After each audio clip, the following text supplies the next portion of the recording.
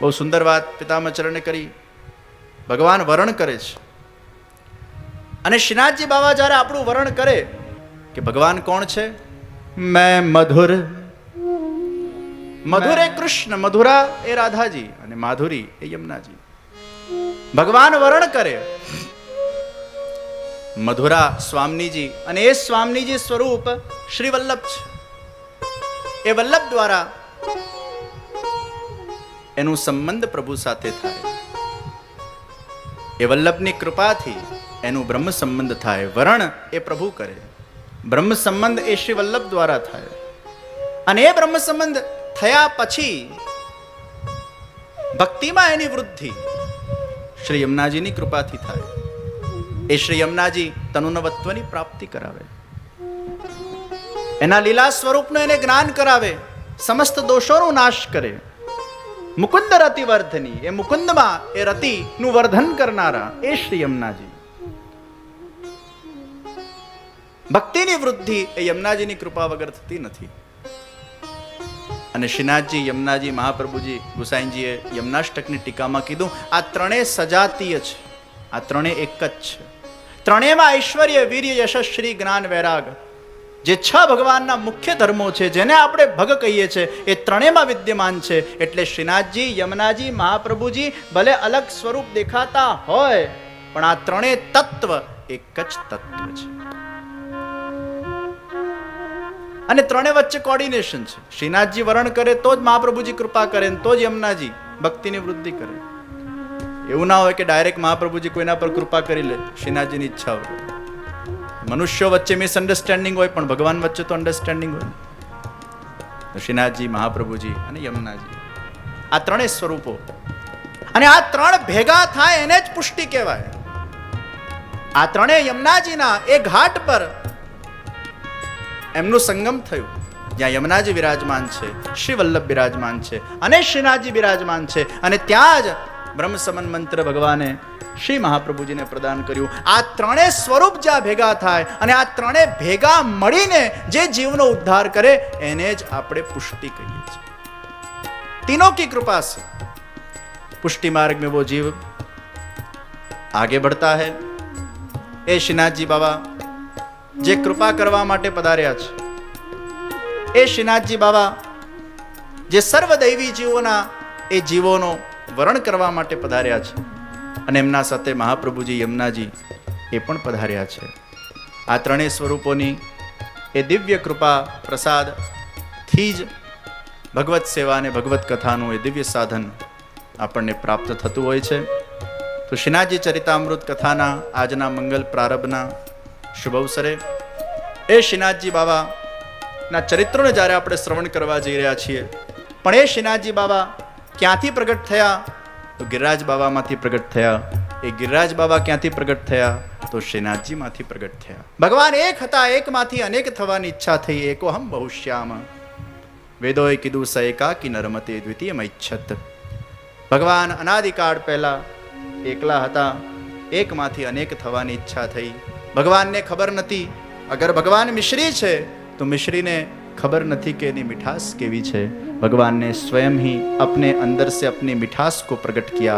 भगवान आंख बंद करके चिंतन कर रहे हैं और भगवान ने अपनी मिठास का चिंतन किया और भगवान के वो दिव्य प्रगाढ़ स्मरण में से, भगवान के ही अंदर से, भगवान के ही श्रेयंग में से भगवान ने श्री राधिका जी को प्रकट किया। અને એ રાધિકાજીને ભગવાને જ્યારે પ્રગટ કર્યા, જગતનો આધાર કૃષ્ણ, પણ કૃષ્ણનો જે આધાર એ શ્રી રાધિકાજી છે, એ કૃષ્ણની દિવ્ય મિઠાસ છે। રાધાજી और कृष्ण वो दोनों एक ही स्वरूप है। એ રાધા કૃષ્ણ ગોલોક ધામના અંદર નિત્ય લીલામાં પોતાની સુંદર લીલાને સાકાર કરી રહ્યા છે।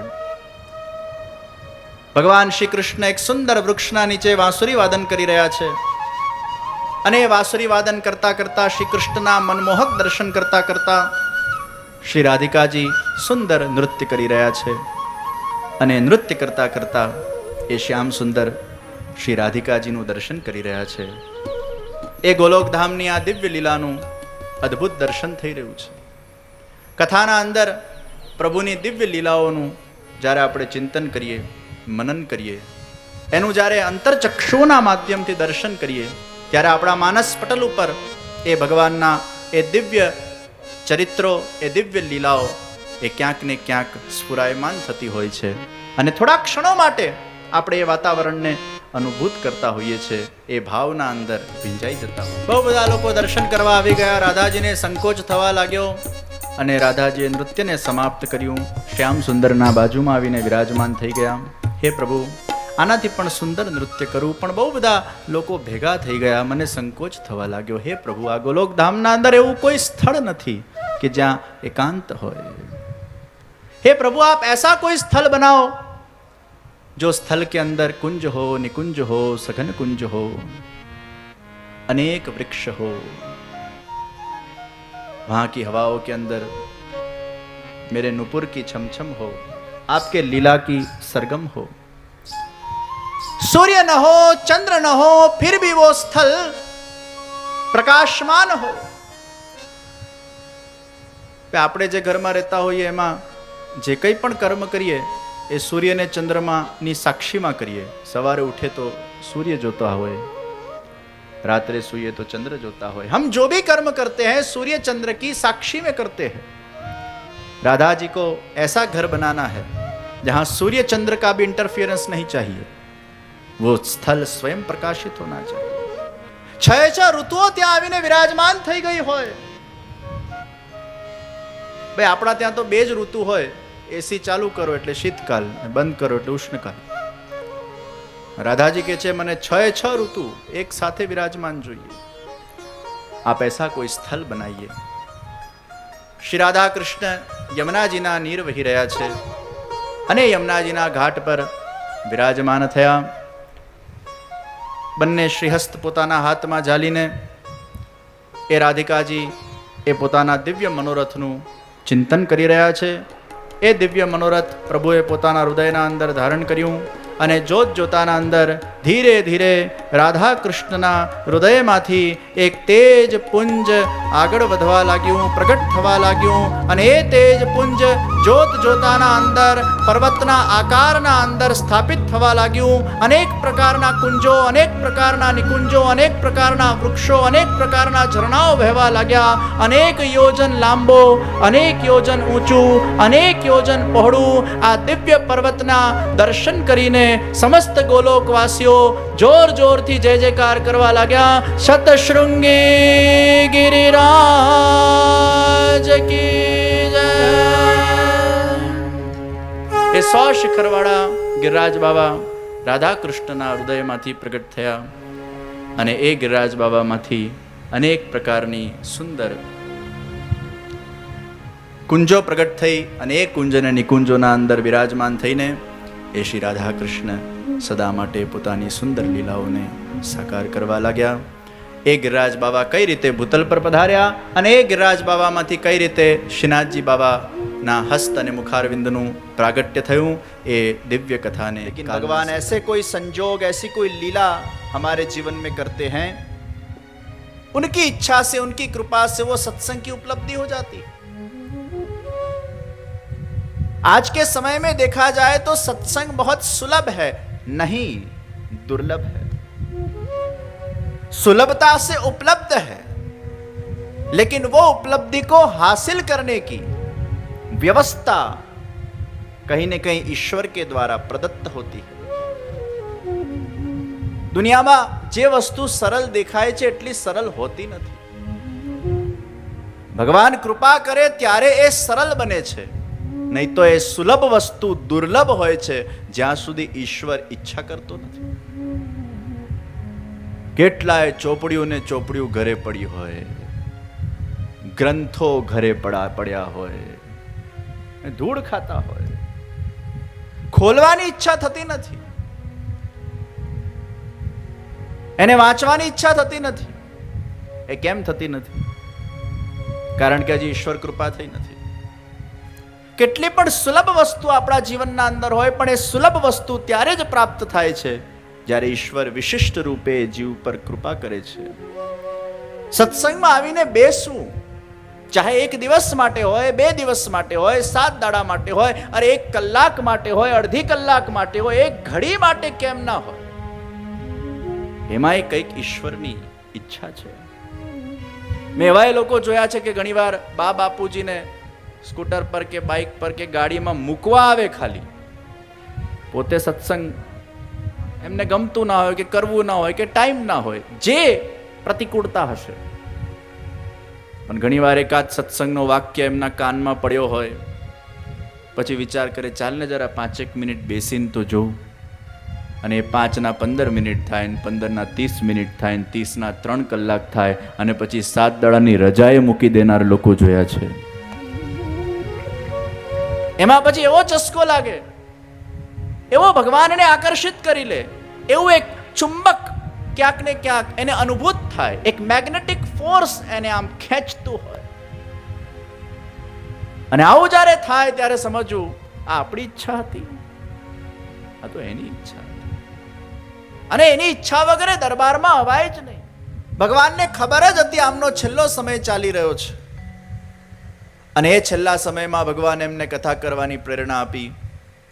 સતત એમના મનમાં કથા કથા કથા કથા કથા કથા ના સંસ્મરણો તાજા રહ્યા. છેક સુધી એમના મનમાં એ કથાના આયોજનના બાબતે એ શ્રીનાથજી બાવા એમના સંસ્મરણમાં રહ્યા, અને છેક સમય સુધી શ્રીનાથજીનું સ્મરણ થયું, અને એ જ સ્મરણ કરતા કરતા એમને પ્રભુના ધામની પ્રાપ્તિ થઈ. એ 20 દાડા પછી મેં ત્યાં કથા કરી, અને એ કથાના અંદર મેં કીધું આવા ભગવદીય જીવો પણ મેં જોયા છે